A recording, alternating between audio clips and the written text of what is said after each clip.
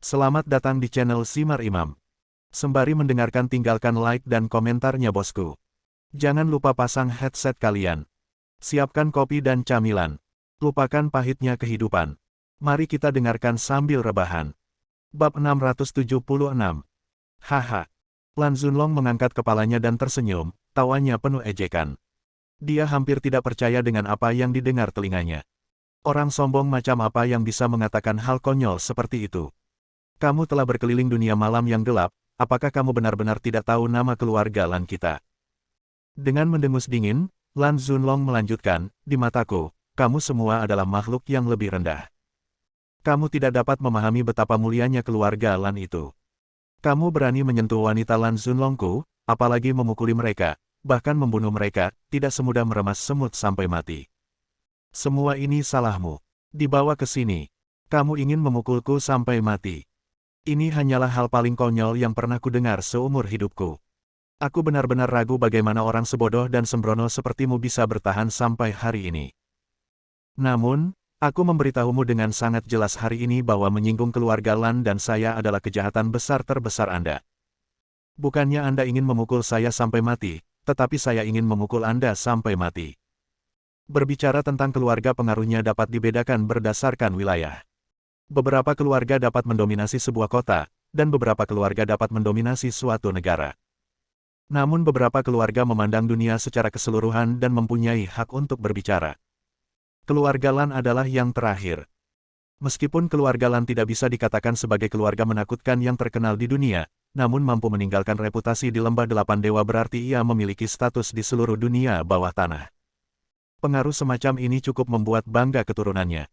Terlebih lagi, pria ini adalah pemuda paling berprestasi di antara generasi ketiga keluarga Lan.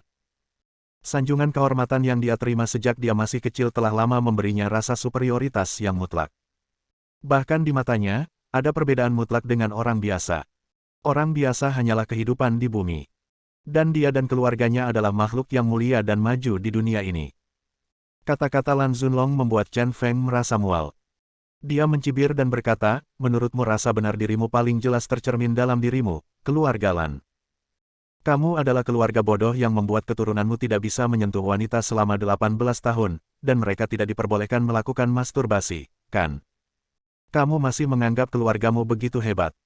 Sangat dikagumi oleh dunia, hari ini aku katakan yang sebenarnya, di belakangmu, orang-orang memanggil keluarga Lanmu Lao Chulan. Di keluarga lain, pria berusia 20-an dan mereka anak-anak akan tertipu, tetapi laki-laki dari keluarga Lan Anda, bola semua orang akan meledak. Jadi sepertinya Nona Rongyan masih tidak ternoda, kan? Bukankah Anda datang untuk menyelidiki karena saya menyentuh Nona Rongyan? Lalu aku akan membiarkanmu melihat baik-baik, bagaimana aku, Chen Feng, bisa mendapatkan seorang wanita yang kamu, seorang perjaka tua, tidak bisa dapatkan. Aku akan memberitahumu di depanmu hari ini, aku yakin itu wanita ini. Aku akan memberimu sebuah artikel nanti. Aku berani memikirkannya dalam 3.000 kata, sehingga kamu bisa merasakan bagaimana sesuatu yang telah dirawat dengan hati-hati selama bertahun-tahun telah dipermainkan oleh orang lain. Menjadi bisa mengucapkan kata-kata ini menunjukkan sejauh mana kemarahan Chen Feng. Orang yang Anda sayangi dipukuli, dan orang lain bersikap merendahkan. Intinya telah sepenuhnya tersentuh. Rongyan tampak malu dan jelek, tetapi hinaan Chen Feng mencapai titik paling menyakitkannya. Meskipun dia dan Lan Zunlong adalah pacar, mereka tidak memiliki hubungan fisik. Dia juga tahu bahwa ini adalah titik sakitnya Lan Zunlong. Pengemis tua yang menyaksikan kegembiraan itu tertawa keras, anak nakal, kamu benar-benar suka menulis 3.000 kata pidato. Lan Zunlong jelas tidak menyangka bahwa Chen Feng begitu fasih. Tanpa diduga, Chen Feng begitu berani dan berani menghina keluarga Lan. Dia belum pernah dihina seperti ini sebelumnya, dan saat ini, wajah tampannya diselimuti es. Aku pasti akan mencabut lidahmu hari ini. Jika kamu tidak tahan lagi, tidak perlu menahannya lagi. Lan Zunlong mengepalkan tangannya dengan kedua tangan dan menyerang Chen Feng dengan kejam. Selama Chen Feng terbunuh, semua amarahnya akan hilang. Tinjunya seperti palu dan tubuhnya seperti angin. Kakiku mengeluarkan suara dentang di lantai. Dia berdiri, mengepalkan tinju yang menakutkan, dan bergegas pergi. Tinju tajam itu langsung menggerakkan angin yang mengalir. Ia memiliki momentum mengerikan yang menembus langit. Chen Feng sedikit mengernyit dilihat dari gerakan Lan Zunlong saja, orang ini benar-benar luar biasa. Jika sebelumnya, mungkin dia masih takut. Tapi karena Patua Changshui menggunakan 8 jarum untuk menyegel tulangnya, kekuatannya lebih rendah dari Grandmaster dan benar-benar tak terkalahkan. Orang bodoh yang merasa benar sendiri ini jelas telah menempuh perjalanan panjang untuk dipukuli. Dia menendang kaki kanannya ke belakang, dan momentumnya tiba-tiba berubah drastis. Tubuhnya melayang ke bawah untuk mengumpulkan kekuatan, dan energi gelap langsung naik, melingkari tangan kanannya. Beruang malam. Karena kita berkelahi satu sama lain, kita harus menggunakan kekerasan untuk melawan kekerasan, dan menggunakan dominasi untuk melawan dominasi.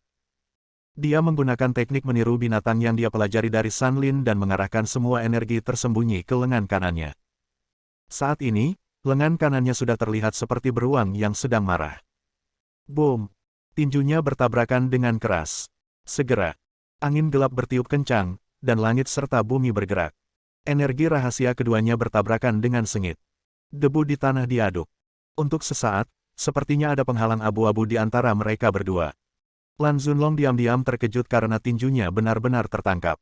Dan sekarang saat kebuntuan, dia sebenarnya merasa sedikit lelah. Anda tahu, dia diberkati oleh keterampilan kaisar, dan dia telah mencapai puncak kekuatannya belum lama ini. Dengan restu keduanya, hanya sedikit orang di bawah Grandmaster yang bisa bertabrakan dengannya. Hari ini, orang tak dikenal benar-benar memblokir tinjunya. Selain kaget, dia juga merasa malu dan marah. Chen Feng juga sedikit terkejut. Dia tidak menyangka bahwa orang ini bukanlah ahli tinju bersulam, tetapi sebenarnya memiliki beberapa keterampilan. Tianzi Kungfu dari keluarga Lan juga memang pantas mendapatkannya karena bisa merasakan kekuatan tersembunyi lawan yang sangat murni dan sulit ditembus. Jika saya mengetahui hal ini, saya akan menyerah pada wanita dengan tangan kiri saya, dan mungkin saya tidak akan terkalahkan sekarang. Boom! 3 hingga 5 detik kemudian, angin kacau menghilang, dan mereka berdua mundur. Lan Zunlong mundur 4 langkah. Adapun Chen Feng, dia hanya mundur 3 langkah. Dilihat dari hasil ini, Chen Feng berada di atas angin sekarang. Bailang menghela nafas lega. Tadi saya khawatir Chen Feng akan dikalahkan, tapi sekarang sepertinya pemahaman saya tentang kekuatan Chen Feng belum cukup menyeluruh. Bai Rui melupakan rasa sakitnya dan berteriak dengan penuh semangat, "Kakak gila, jangan lupakan tamparan di wajahku." Jing Sui berdiri tegak, merasa semakin iri. Kekuatan Chen Feng sangat kuat. Pengemis tua itu melihatnya dengan penuh semangat, tapi matanya dalam. Dia bersembunyi di sudut dan tersenyum. Dibandingkan dengan kegembiraan Chen Feng, Rong Yan yang merupakan wanita Lan Zunlong terlihat kurang menarik. Setelah mengenal Lan Zunlong selama 10 tahun, pria ini hanya memiliki satu kesan padanya. Itulah kemenangan, selalu menang, tidak pernah kalah. Dia jelas yang terbaik di antara rekan-rekannya, memimpin, bahkan tak tertandingi. Tapi hari ini, dia benar-benar menggunakan tinju dominasinya sendiri dan kalah. Hal ini membuat jantungnya berdetak kencang. "Kamu Chen Feng, aku meremehkanmu." Wajah Lan Zunlong Junyi menjadi sedikit garang. Hasil ini sangat sulit dia terima. "Yah, Lan Zunlong, aku melebih-lebihkanmu." Chen Feng meniru cara Lan Zunlong berbicara dan mencibir, "Dengan kekuatanmu, kamu masih melakukan perjalanan ribuan mil untuk pamer, apakah kamu benar-benar membuang-buang tiket pesawatmu?" Saat dia berbicara, tinju Lan Zunlong mengeluarkan suara berderak. Wajahnya jelek, dan dia mengertakkan gigi dan berkata, "Sepertinya aku akan menggunakan seluruh kekuatanku. Hanya ada satu hasil untukmu, dan itu adalah kematian." Bab 677. Segera setelah itu, Lan Zunlong melancarkan serangkaian serangan gila terhadap Chen Feng.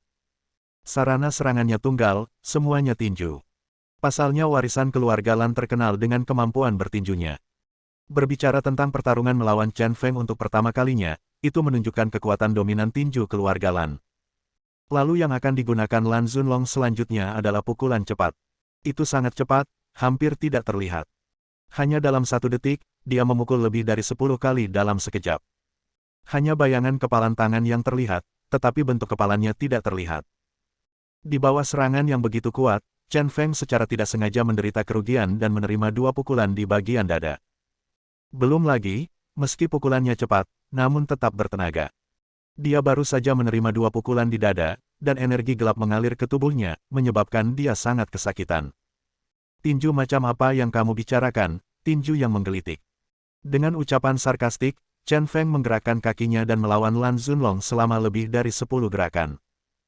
Ia sama sekali tidak khawatir, meski kekuatan lawannya tak terkalahkan di kalangan generasi muda. Tapi bagaimanapun juga, levelnya masih lebih rendah dari dia. Tepat ketika Lan Zunlong mengira Chen Feng ditekan olehnya, dia melihat tubuh Chen Feng sedikit membungkuk, meringkuk seperti binatang buas. Bentuk tubuh Chen Feng berubah, kecepatannya meningkat seketika, dan gerakannya menjadi semakin aneh. Tinju Lan Zunlong hampir tidak bisa mengimbangi tubuh Chen Feng, apalagi mengenai tubuh Chen Feng. Pada saat ini, Chen Feng tiba-tiba bergegas ke belakang Lan Zunlong. Ketika Lan Zunlong berbalik, telapak tangan kanan Chen Kuang berenang seperti ular spiritual. Langsung menghancurkan pertahanan Lan Zunlong. Ular roh mirip binatang, balas tamparan di wajah Bai Rui dulu. Setelah menerobos pertahanan, Chen Feng segera merentangkan jarinya. Terdengar suara, pop. Telapak tangannya menamparkan wajah Lan Zunlong Junyi dengan keras. Kekuatannya begitu besar hingga sudut mulut Lan Zunlong menjadi merah. Kakak gila, terima kasih. Bai Rui melambai gembira saat balas dendamnya terbalas. Lan Zunlong mundur terus-menerus, menutupi sisi kiri wajahnya dan menatap Chen Feng dengan tidak percaya.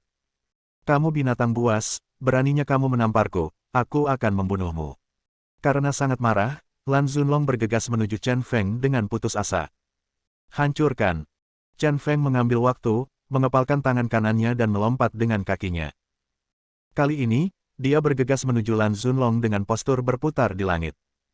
Tubuh yang berputar menimbulkan badai. Awalnya, bilah putih digunakan sebagai titik badai. Sekarang dia beralih ke tinju, yang tidak lagi tajam. Namun dampaknya masih belum berkurang.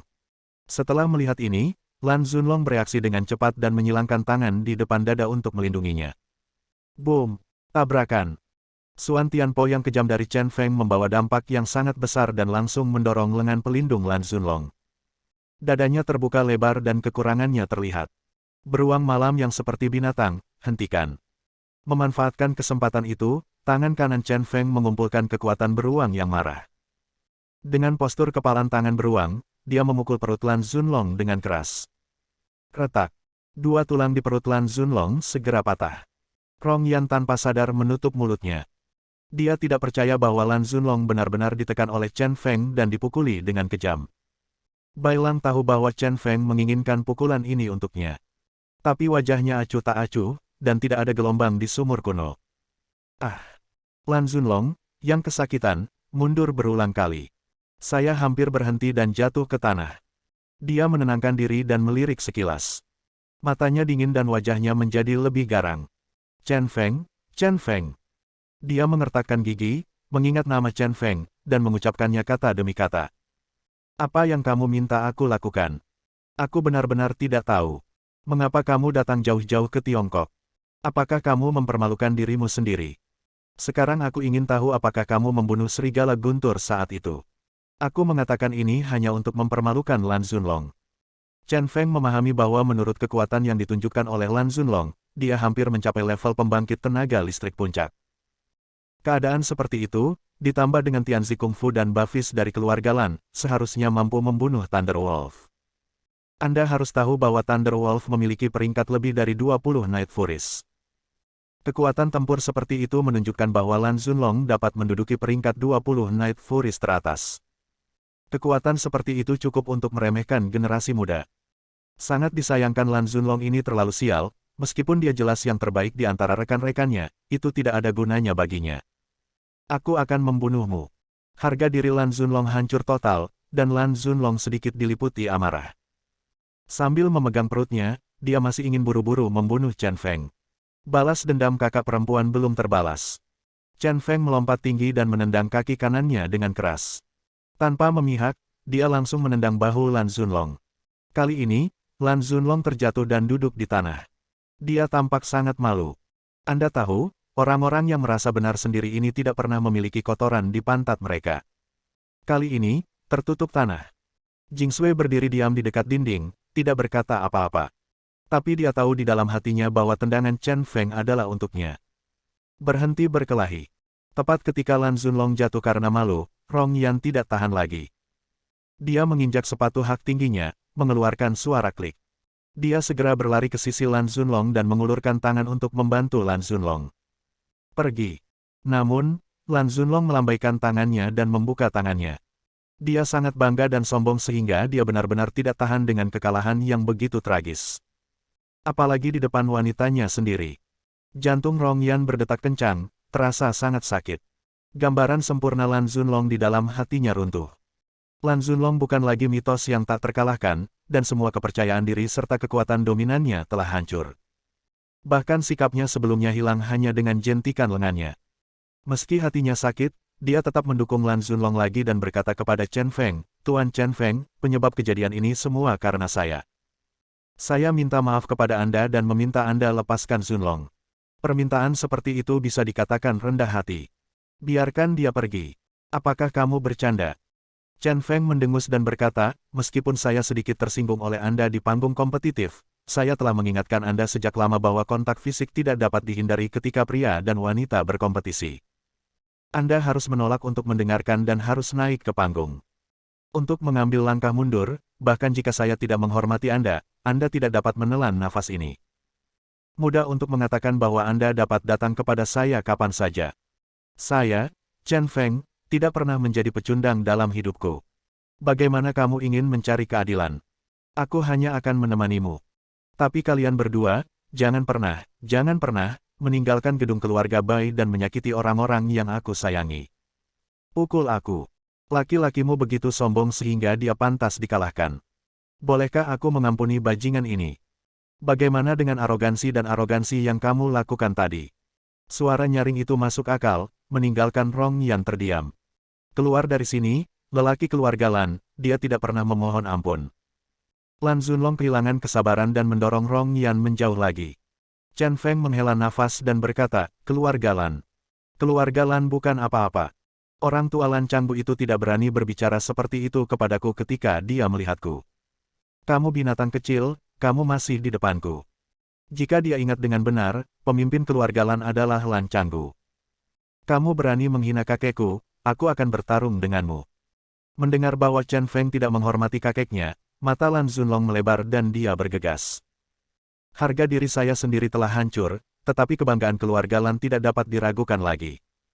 Kamu benar-benar pecundang, lebih baik kamu mati." Raja Neraka menodongkan pistol ke arahmu. Chen Feng sudah menjadi pembunuh bagi pria yang keras kepala dan tidak fleksibel. Jari telunjuk tangan kanannya berubah menjadi tombak dan melesat ke arah jantung Lan Zunlong. Pada saat kritis ini, lengan Chen Feng tiba-tiba dicengkeram oleh seseorang. Bab 678. Orang tua, apa maksudmu? Chen Feng mengangkat matanya dan menatap wajah tenang pengemis tua itu. Meski ekspresinya tetap tenang, hatinya kacau. Orang tua ini memang karakter yang kuat. Dia memukul pistol jari Raja Neraka dengan seluruh kekuatannya, tetapi lelaki tua itu menangkapnya dengan satu tangan. Tingkat kekuatan ini berada di atas seorang Grandmaster. Pengemis tua itu mendengus dan berkata, "Apa maksudku? Aku hanya ingin memberitahumu bahwa kamu harus berbelas kasih dan berbelas kasihan. Meskipun beberapa orang terluka, itu tidak menyebabkan bencana yang lebih besar, jadi lupakan saja. Apakah kita perlu membunuh mereka semua? Saya tidak menyadari bahwa Anda, orang tua, masih seorang dermawan." Chen Feng hampir tertawa karena marah, alasan yang sangat omong kosong. Dia bertanya, "Sekarang dia telah kalah dalam pertarungan, izinkan saya bertanya kepada Anda, jika saya kalah, apakah dia akan melepaskan saya?" Pengemis tua itu menggelengkan kepalanya dan berkata, "Mungkin tidak. Kamu standar ganda." Chen Feng mengutuk dan melanjutkan, "Lihatlah penampilannya yang mendominasi barusan. Dia merasa semua orang lebih rendah darinya. Pandangan kejam itu dari sudut matanya. Aku belum pernah melihatnya seumur hidupku, kan? Dia terbang ribuan mil untuk menemukan seseorang untuk menghajarnya. Tidakkah dia mengira dia adalah putra surga yang bangga? Bukankah menurutnya keluarga Lan hebat? Saya akan memukulinya sampai mati dengan tangan kosong hari ini. Siapa yang bisa melakukan apa saja padaku?" Petik 2. Jadi untuk membunuh Lan Zunlong, selain dosa yang dilakukan Lan Zunlong barusan, yang paling dia benci dalam hidupnya adalah para pesolek yang merasa benar sendiri. Penghinaan total terhadap orang lain dan pembenaran diri sepenuhnya. Orang-orang seperti itu tidak mempunyai banyak hal baik, mereka semua adalah sampah. Menghadapi sampah seperti itu, dia tidak keberatan menjadi tempat pembuangan sampah. Mata pengemis tua itu membelalak dan dia mengumpat dengan kesal, "Kamu anak kecil, apakah kamu seorang masokis?" Dia sudah memiliki begitu banyak musuh dan dia masih bersikeras untuk menimbulkan lebih banyak masalah. Sekte Yuntang belum diselesaikan. Apakah kamu punya untuk memprovokasi keluarga Lan lagi? Oke, demi kamu, lupakan saja, jangan lakukan itu lagi. Tentu saja, selama aku di sini, kamu tidak bisa melakukan apapun padanya. Akhirnya masuk satu kalimat, sudah terdengar agak mengancam dan provokatif. Dan dia menjelaskan bahwa dia akan melindungi Lan Zunlong sampai akhir. Wajah Chen Feng tiba-tiba menjadi sedikit jelek. Dia berkata dengan suara yang dalam, "Orang tua, apakah kamu benar-benar berpikir kamu hebat karena memblokir tombak jari nerakaku? Aku tidak peduli identitas apa yang kamu sembunyikan, sebaiknya kamu tetap low profile, jika tidak, aku akan ambil peduli padamu juga."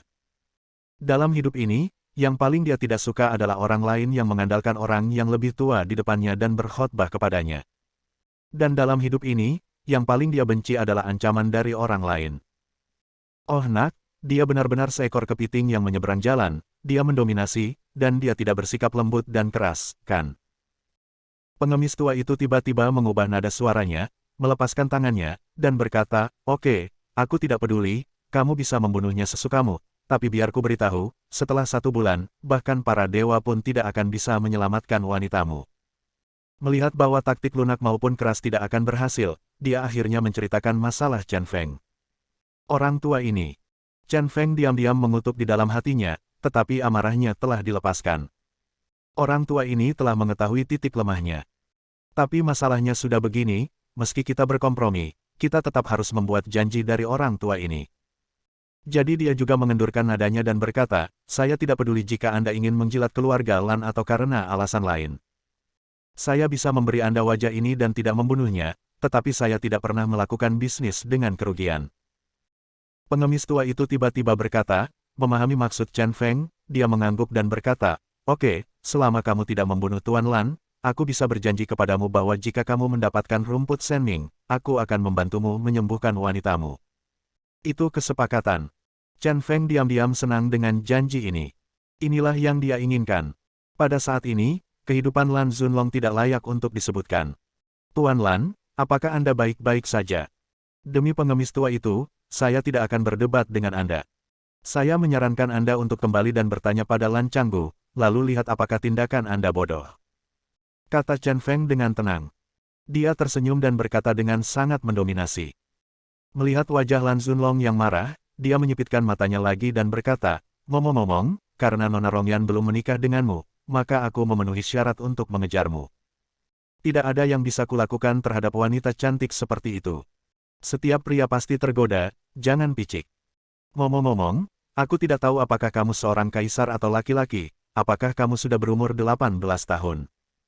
Jangan biarkan bunga itu kamu telah dibesarkan selama beberapa tahun untuk dimanfaatkan oleh orang lain.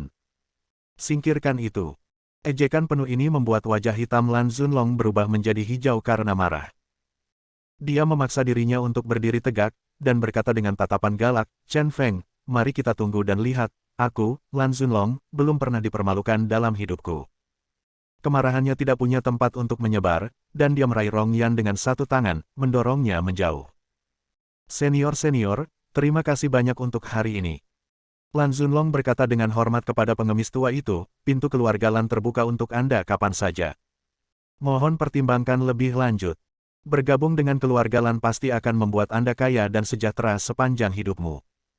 Setelah mengatakan ini, Lan Zunlong meninggalkan gedung keluarga Bai tanpa menoleh ke belakang. Rongyan sedikit ragu, lalu buru-buru mengikutinya. Tetapi ketika dia hendak keluar, Chen Feng tiba-tiba berkata dengan keras, "Nona Rongyan, jika saya punya waktu, saya akan mentraktir Anda makan malam dan menonton film. Biarkan pecundang yang mendorong Anda menjadi mantan pacar Anda." Rongyan berbalik, meski wajahnya tanpa ekspresi, jantungnya berdebar kencang. Orang macam apa pria ini? Apakah kamu benar-benar bajingan di permukaan? Dia melirik Chen Feng, matanya menjauh, lalu pergi. Setelah keduanya pergi, ekspresi Chen Feng tiba-tiba kembali suram.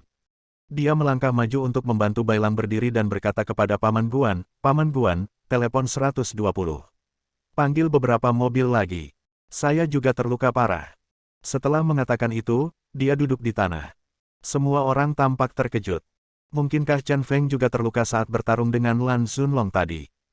Hanya pengemis tua yang bisa melihatnya dengan jelas, dan dia terkekeh dan berkata, kamu sangat terluka, apakah kamu melakukan sesuatu yang merugikan? Bai Rui, pinjamkan aku sedikit darahmu. Chen Feng melambai kepada Bai Rui. Bai Rui berjalan mendekat dengan ekspresi kosong di wajahnya. Dia menggunakan ibu jarinya untuk mengoleskan darah dari sudut mulut Bai Rui, lalu mengoleskannya ke sudut mulutnya sendiri. Kita semua pergi ke rumah sakit. Yang terbaik adalah semua orang di Sekte Yuntang melihatnya. Dengan cara ini, rencana Sekte Yuntang terhadap saya akan berubah besok malam. Sekte Yuntang menggunakan Ruan Qingqiu untuk melawannya di bawah tanah. Di arena pada tahap ini, situasi kematian tertentu telah ditetapkan. Bagaimana jika Yuntang Men tiba-tiba mengetahui bahwa dirinya terluka parah dan dirawat di rumah sakit? Hal ini pasti akan menyebabkan kita menganggap enteng dan menurunkan kewaspadaan. Dengan cara ini, akan lebih mudah menyelamatkan Ruan Qingqiu besok. Setelah beberapa saat, 120 orang pergi ke pintu gedung kecil Bai dan memasukkan beberapa orang ke dalam ambulans. Di antara mereka, Chen Feng dibawa dengan tandu. Di hadapan semua orang, seluruh keluarga dikirim ke rumah sakit. Chen Feng mengalami luka lama yang belum sembuh, jadi dia menggunakan koneksinya untuk mencari dokter. Sertifikat diagnosis berisi banyak pertanyaan. Orang yang tidak mengetahui hal ini akan mengira pasien ini akan segera dimakamkan. Dia berada di bangsal yang sama dengan Bai Lang dan selalu memakai botol selempang. Berbaring di sana sampai larut malam, Chen Feng tiba-tiba membalikkan sudut mulutnya dan berkata kepada Bai Lang, saya akan menemui saudara Pao untuk menemui Situ Beima. Anda dapat pulih dengan baik di sini. Bab 679. Malam. Di sebuah bangunan kecil jauh di dalam arena bawah tanah. Lan Zunlong duduk di sofa, matanya kosong. Wajah Chen Feng masih melekat di benaknya. Chen Feng. Dia mengucapkan dua kata dengan gigi terkatup. Dia sangat marah sehingga dia mengambil cangkir teh dengan tangan kanannya dan melemparkannya ke tanah. Suara, bang. Cangkir tehnya pecah di lantai. Keempat wanita musim semi, musim panas, musim gugur dan musim dingin yang menjaga gerbang semuanya mengerutkan kening dan memalingkan muka, tetapi tidak ada yang berani berbicara. Ini pertama kalinya mereka melihat Lan Zunlong marah. Lan Zunlong sebelumnya juga merupakan eksistensi sempurna di hati mereka. Sikap pria itu sudah hilang sekarang. Rong Yan melambai keempat gadis di depan pintu. Keempat wanita itu pergi dan berjalan perlahan menuju aula. Dia datang ke lemari anggur dan membuka sebotol anggur merah tua. Dia menuangkan segelas dan membawanya ke Lan Zunlong. Zunlong mengangkat kepalanya dan menatap Rong Yan dengan tatapan kosong. Tiba-tiba dia mencibir dan berkata kepada Rong Yan, apakah kamu tergila-gila jatuh cinta pada Chen itu? Zunlong, apa yang kamu bicarakan? Rong Yan sedikit mengernyit, tapi dia benar-benar tidak menyangka Lan Zunlong akan melakukannya. Mengatakan hal seperti itu. Dia mengerti bahwa kepercayaan diri Lan Zunlong dihancurkan oleh Chen Feng. Pada saat ini, temperamen raja di masa lalu telah hilang sepenuhnya. Sebaliknya, dia terlihat seperti pria picik yang tidak memiliki sikap sopan sama sekali. Baru hari ini, pria sempurna dalam pikirannya mendorongnya berkali-kali dan membentaknya berkali-kali. Ini adalah pengalaman yang belum pernah saya alami sebelumnya. Sejujurnya dia sangat kecewa, gambaran pria sempurna di hatinya akhirnya runtuh. Namun, bukan berarti dia tidak loyal. Karena saat ini, dia masih sangat mencintai pria tersebut. Namun sungguh menggelikan jika poin yang paling tegas kini dipertanyakan. Aku dikalahkan oleh Chen gila itu. Kamu bisa melemparkan dirimu ke dalam pelukannya sekarang. Lan Zunlong mencibir. Sebenarnya dia sendiri tidak tahu kenapa dia mengucapkan kata-kata seperti itu. Tapi memikirkan Chen Feng mengatakan bahwa dia ingin mendapatkan Rong Yan membuatnya sangat gila. Rong Yan menggelengkan kepalanya dan berkata, Zunlong, cintaku padamu tidak perlu dipertanyakan lagi. Dia tidak pernah menyangka bahwa Zunlong, yang selama ini percaya diri, akan benar-benar memintanya berbicara untuk membuktikan cintanya. Agak konyol. Mendengar ini, Lan Zunlong berbalik dan langsung menekan Rong Yan di atas sofa. Tangannya berkeliaran di sekitar tubuh Rong Yan dengan ceroboh, dan dia tersentak karena kamu mengatakan kamu mencintaiku, maka aku ingin kamu memberikannya kepadaku sekarang. Kata-kata Chen Feng sangat merangsang dia. Bunga-bunga yang telah dibudidayakan dengan hati-hati selama bertahun-tahun semuanya diambil. Dia tidak tahan lagi. Kehadiran Chen Feng membuatnya gelisah. Sekarang aku hanya ingin bunga ini menjadi milikku sepenuhnya. Tapi saat dia mencium Rong Yan sebenarnya menoleh dan menghindarinya. Kamu tidak mau. Hati Lan Zunlong sangat terstimulasi dan matanya membelalak. Rong Yan mengerutkan keningnya, dia tidak tahu mengapa dia bersembunyi, tapi dia secara naluriah menghindarinya. Dan sekarang, untuk pertama kali dalam hidupnya, dia merasa muak dengan Lan Zunlong. Tubuhnya disediakan untuk Lan Zunlong. Namun, dalam fantasinya, itu adalah malam romantis dan proses romantis. Karena Lan Zunlong selalu menjadi pria yang romantis dan lembut, inilah yang menjadi obsesinya. Tetapi pada saat ini, Lan Zunlong menghancurkan semua ilusinya. Zunlong, masih ada waktu lebih dari sebulan. Jika keluarga Lan tahu bahwa kamu telah kehilangan keperawananmu, warisan keluarga Lan tidak akan lagi menjadi milikmu. Apakah pantas untuk marah saja?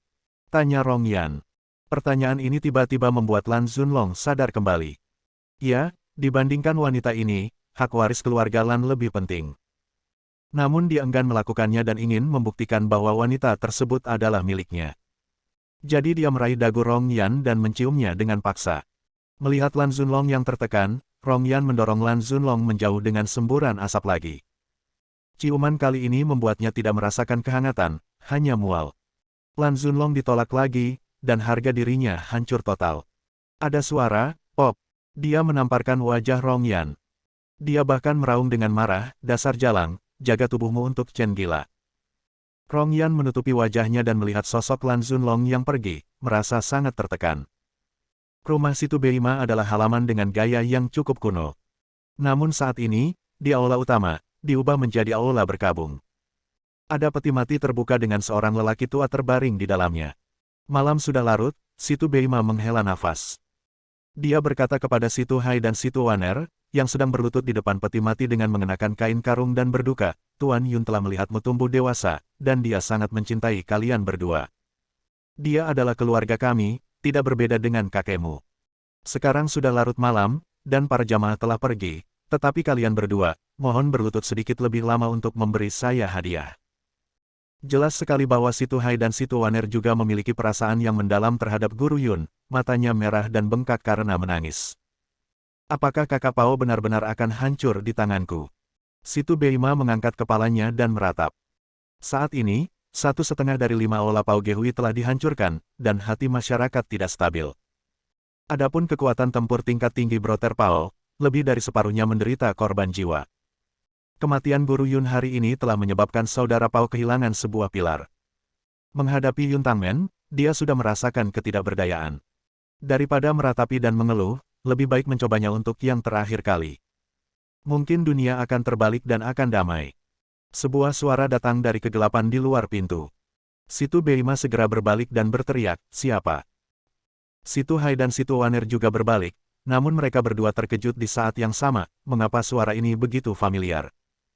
Saat dia memikirkannya, dia melihat Chen Feng berjalan keluar dari kegelapan dan berjalan ke aula. "Tuan!" Melihat Chen Feng, Situ Hai sangat gembira dan berteriak keras. Situ Waner juga menunjukkan sedikit kegembiraan. "Tuan!" Situ Beima bertanya dengan ekspresi terkejut di wajahnya, "Bolehkah saya bertanya siapa Anda?"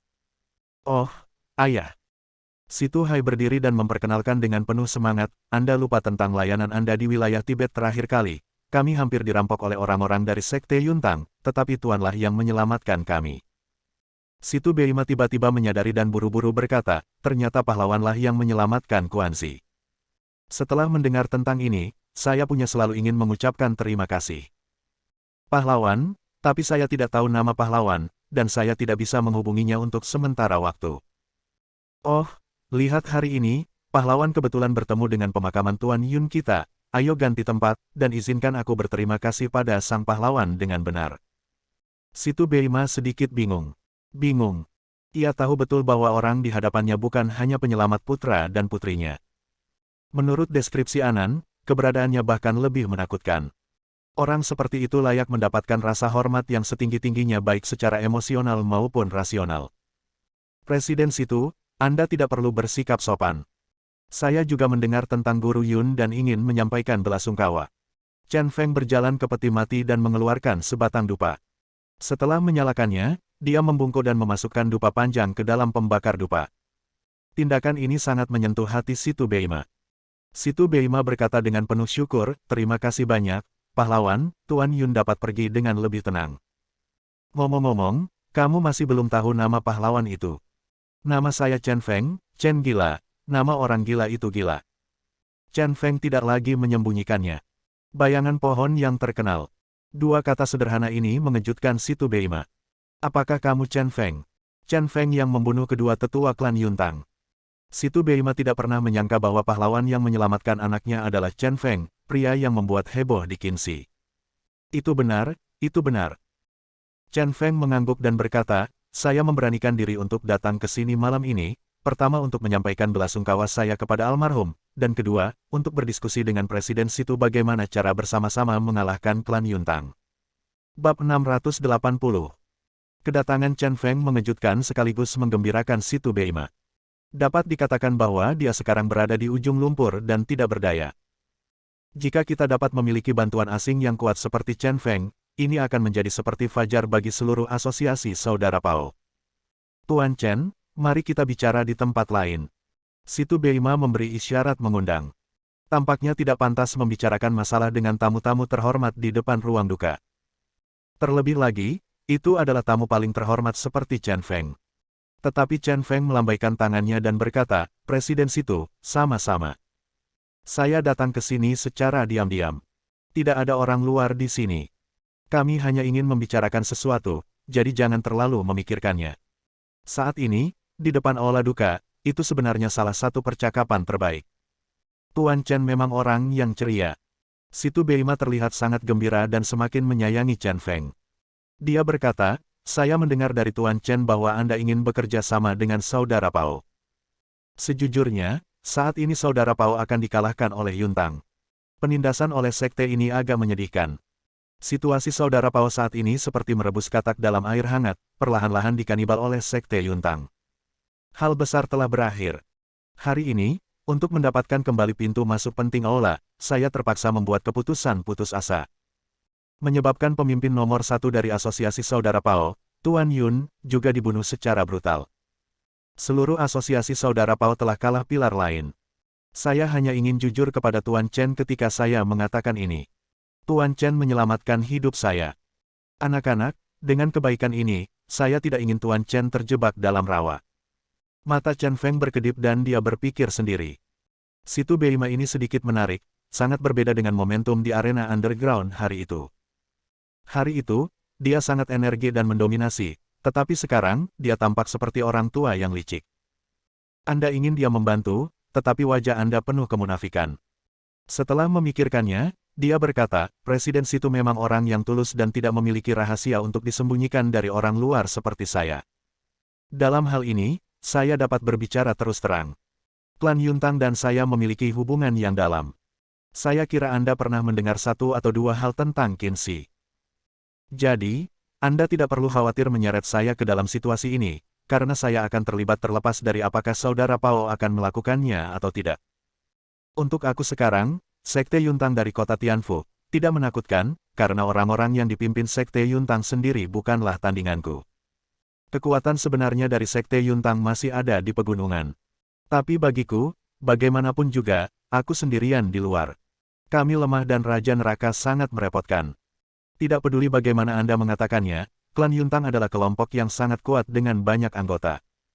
Tidak mungkin bagi saya untuk membunuh ratusan atau ribuan anggota klan Yuntang. Jadi, persekutuan saudara Pao Anda dan saya adalah pasangan yang sempurna. Persekutuan saudara Pao juga merupakan kekuatan besar di kota Tianfu, dengan banyak anggota, tetapi tidak memiliki kekuatan tempur tingkat atas untuk mendukungnya. Dalam hal ini, saya akan mengambil tindakan untuk melenyapkan anggota senior Sekte Yuntang. Dengan kekuatan tempur, saudara Pao akan mengambil tindakan untuk membasmi kekuatan cabang di markas besar Sekte Yuntang dan berbagai aula kecil. Dengan cara ini, bersama-sama kita bisa sepenuhnya membasmi semua kekuatan Sekte Yuntang di kota Tianfu. Bagaimana menurut Anda? Markas besar Sekte Yuntang berada di kota Tianfu. Tentu saja, membandingkan kekuatan cabang di berbagai tempat, Sekte Yuntang di kota Tianfu harus menjadi yang terkuat. Sebelumnya, Yuntang Men turun gunung untuk bergabung dengan dunia, meski jumlah orangnya tidak banyak. Namun, setelah 2 tahun pembangunan, kekuatannya telah berkembang pesat, dan murid luar telah menjadi raksasa. Bagi Chen Feng, sebagai orang luar, dia lemah dan lemah, tidak peduli seberapa kuat dia tidak dapat sepenuhnya melenyapkan Sekte Yuntang di kota Tianfu. Inilah sebabnya dia meminjam kekuatan saudara Pao. Dia dapat membunuh para pemimpin senior Sekte Yuntang, tetapi ratusan murid luar di bawah hanya dapat diserahkan kepada saudara Pao Hui untuk menanganinya. Situ Beima sangat gembira saat mendengar ini. Jumlah orang di klub Brother Pao pasti tidak lebih sedikit dibandingkan dengan Sekte Yuntang. Satu-satunya perbedaan adalah kekuatan tempur tingkat tinggi. Jika Chen Feng benar-benar dapat memusnahkan Tang Yun dan yang lainnya, maka saudara Pao tidak akan takut sama sekali pada Sekte Yuntang. Dia berkata dengan penuh semangat, Tuan Chen adalah bantuan yang tepat waktu. Saya dapat menjamin bahwa selama orang-orang tua di Tang Yun itu mati, saudara Pao pasti akan mampu sepenuhnya melenyapkan kekuatan Sekte Yuntang di kota Tianfu. Oke. Chen Feng mengatakan hal yang sama. Menyipitkan matanya dan tersenyum, dia berkata, kalau begitu, akan ada peluang besar besok malam. Saya ingin tahu apakah Presiden Situ memiliki keberanian. Tuan Chen, tolong beritahu saya. Situ Beima tanpa sadar menggerakkan tangan kanannya ke arah kepala belakang yang besar itu. Chen Feng memfokuskan matanya dan berkata, besok malam, Sekte Yuntang akan menggunakan wanita saya sebagai umpan di arena pertempuran bawah tanah untuk berencana membunuh saya. Pada saat itu, saya yakin bahwa kekuatan tempur tertinggi Sekte Yuntang di kota Tianfu mereka semua akan berkumpul di arena pertarungan bawah tanah. Pada saat itu, markas besar Sekte Yuntang dan berbagai aula di kota Tianfu akan berada pada pertahanan terlemah mereka. Selama saudara Pao dapat mengambil tindakan, dia pasti akan berhasil dengan satu pukulan. Jangan bicara tentang mendapatkan kembali apa yang hilang. Jika kamu memiliki nafsu makan yang baik, kamu bisa memakan sebagian besar kekuatan Sekte Yuntang. Sekarang mari kita lihat apakah Presiden Situ memiliki keberanian. Sejujurnya, dia tidak sepenuhnya mempercayai Situ Beima. Lagi pula, saya tidak terlalu mengenal orang ini, dan ini pertama kalinya saya bertemu dengannya. Alasan mengapa saya datang untuk bekerja sama sekarang juga setelah mempertimbangkan dengan cermat. Pertama-tama, dia adalah penyelamat Situ Hai dan Situ Waner, dan Situ Beima harus mempertimbangkan hal ini. Kedua, memang terjadi pertikaian darah antara Pao Gehui dan klan Yuntang, apalagi baru-baru ini Master Yun dibunuh oleh klan Yuntang. Hal yang paling kritis adalah meskipun Situ Beima tidak setuju, itu tidak akan menjadi kerugian besar baginya. Paling-paling, setelah menyelamatkan Ruan Qingqiu besok, dia akan tetap berada dalam pengaruh Yuntangmen untuk saat ini. Namun apapun yang terjadi, ada kepastian 70% bahwa Situ Beima akan mengambil tindakan. Bagaimanapun, ini adalah kesempatan sekali seumur hidup. Jika dia tidak dapat memanfaatkan kesempatan ini, saudara Pao tidak punya pilihan selain menunggu kematian. Mendengar hal tersebut, Situ Beima menjadi serius dan berpikir keras. Matanya cepat dan lambat, dan ekspresinya juga berubah dari suram menjadi cerah. Jelas sekali, dia terjebak dalam kekusutan. Chen Feng tidak sabar menunggu, yang paling tidak dia sukai dalam hidupnya adalah orang-orang yang bekerja keras. Situ Hai tidak tahan lagi. Dia meraih lengan Situ Beima dan berkata, ayah, apa yang kamu ragukan? Dengan kekuatan guru, berurusan dengan orang-orang klan Yuntang semudah memotong melon dan sayuran. Kamu tidak, tapi saya pernah melihat dengan mata kepala sendiri bahwa masternya luar biasa. Bahkan jika Anda tidak mempercayai saya, Anda tetap harus percaya pada Tuan Anan dan bekerja sama dengan master. Situ Waner juga melangkah maju dan berkata, ayah, Tuan Chen pastinya adalah teman yang dapat dipercaya. Mendengar suara anaknya, Situ Beima tertawa. Dia menyentuh kepala putranya dan berkata, itu wajar. Tuan Chen menyelamatkan hidup Anda dan merupakan dermawan dari klub saudara Pao kami. Dengan kebaikan ini, kami akan melewati api dan air tanpa ragu-ragu. Di depan Tuan Yun, saya berjanji kepada Tuan Chen bahwa selama Tuan Chen mengambil tindakan besok, persekutuan saudara Pao kita akan keluar secara paksa dan menyerbu semua aula Sekte Yuntang di kota Tianfu. Chen Feng mengutuk dalam hatinya. Rubah tua berkata sambil tersenyum, Presiden Situ memang sangat berani, jadi saya berharap kerja sama kita akan berhasil besok. Pria ini terlalu jauh di kota dan memiliki terlalu banyak hal untuk dipertimbangkan. Tampaknya hanya jika dia menunjukkan kinerja besok, rubah tua ini akan menyerang klan Yuntang dengan putus asa. Bersambung. Nantikan bab selanjutnya bosku.